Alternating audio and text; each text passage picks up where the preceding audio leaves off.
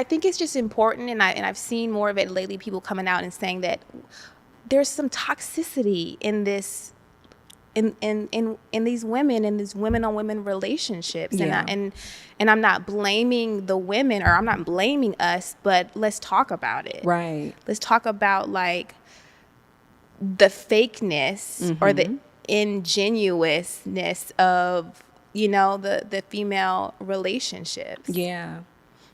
It's, I'll say that's one of the, when I was talking about those things I noticed when it was time for me to leave the pole community, competitiveness is, if we look at it on like an energetic scale, it's a masculine trait, not like a man's trait. Okay. But competitive energy is masculine energy. And so one of the things that I've noticed just within our community of women is a lot of women don't know how to be feminine with other women in those spaces where you don't have to compete. It doesn't matter who is the most this, the best that. You don't know how to just sit and collaborate and be okay with whatever someone has to offer without comparing ourselves. And that's where like those, and again, I'm calling it masculine, not for men, but just because of the nature of the energy, where that comparison comes in. We don't know how to just sit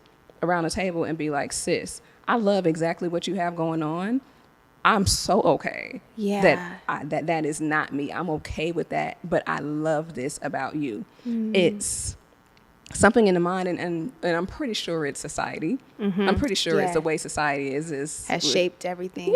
Which society, yes, but we're still accountable. We're still accountable for the thoughts that come in our mind to where we start to compare ourselves to another woman, but we're lacking of that. I'll say I have 2 relationships that are like that, just 2, where there's no comparison, and I look at them and be like, man, I could never be like you, and I'm so okay with that. I love that about you, but it's not there. Wow. Or I'll say we don't see it. We don't see it often. We don't see it, and it's not talked about. While you were talking, I just kind of had like a little breakthrough. I in the sense of I kind of realized where I have a quality that I'm working to just kind of dismantle, and that is giving other women compliments. Just random women. Like, I know how to give my friends compliments. I love them. Like, oh, you're amazing. But you know how you were able to compliment me? I could think it all day long. And I'm like, I started thinking about it recently in the last couple of years. Like, why do I not just say it? You know, when I see a woman, I don't say it, and something's holding me back.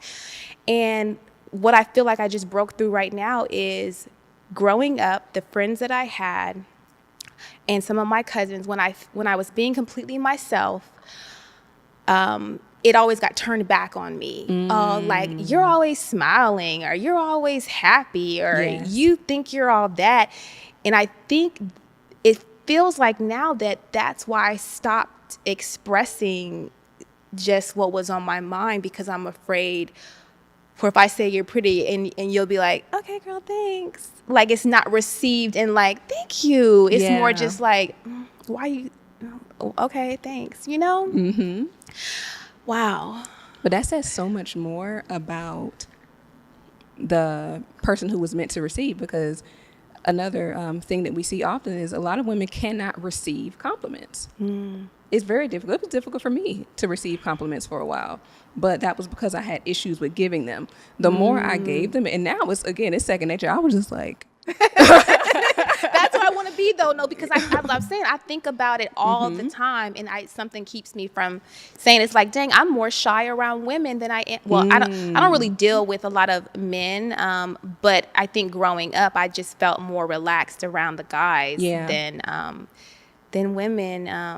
And I'm like, I don't want that no more. Like, I don't like it. Yeah, it's it makes me think about, not to say that this is your case, but it just makes me think about 2 things I've seen in regards to that. One, it's a thought process of, if I say something to you that makes you feel bigger, I'm smaller. So let me not do that in order to keep this image that I have of myself. I need to keep you at a certain level. And it's not a conscious thought. Yeah. I don't believe it's a conscious thought for people, but it's a fear that resides in there. But that's that competitiveness. But then it's also honestly this deeply ingrained fear of being loving. Because why wouldn't you? Yeah. Why wouldn't you say something to someone that would make them feel good if you weren't afraid to love?